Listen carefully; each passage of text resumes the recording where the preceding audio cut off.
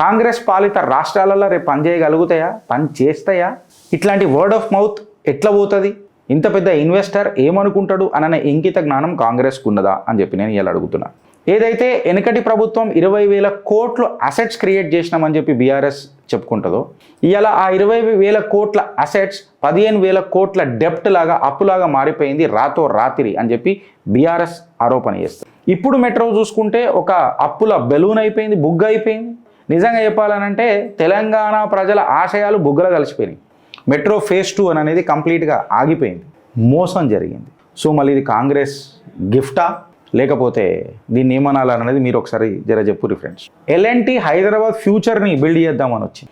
నిన్న ఆడ ఇవాళ ఈడ అని అన్నారు. ఈడ నాకు ఫ్యూచర్ కనబడతలేదు, కాంపిటెన్సీ కనబడతలేదు, కేవలం ఒక కమిషన్ బిల్డింగ్ యాక్టివిటీ కనబడుతుంది. సో మళ్ళీ దీన్ని కాంగ్రెస్ ఏ రకంగా మాట్లాడుతుంది, ఏ రకంగా సమర్థించుకుంటుందో నాకు చెప్పాలి. ఇవాళ అక్వైర్ చేసిన ల్యాండ్స్ ఖాళీ భూములేనా, లేకపోతే కాంగ్రెస్ రాజకీయ నాయకులు జేబుల నింపనీకేనేనా? ఇది కేవలం మెట్రోతో ఆగిపోతుందా, లేకపోతే కాంగ్రెస్ డెవలప్మెంటల్ కేస్ స్టడీనా? ఇవాళ అడుగుతుంది తెలంగాణ.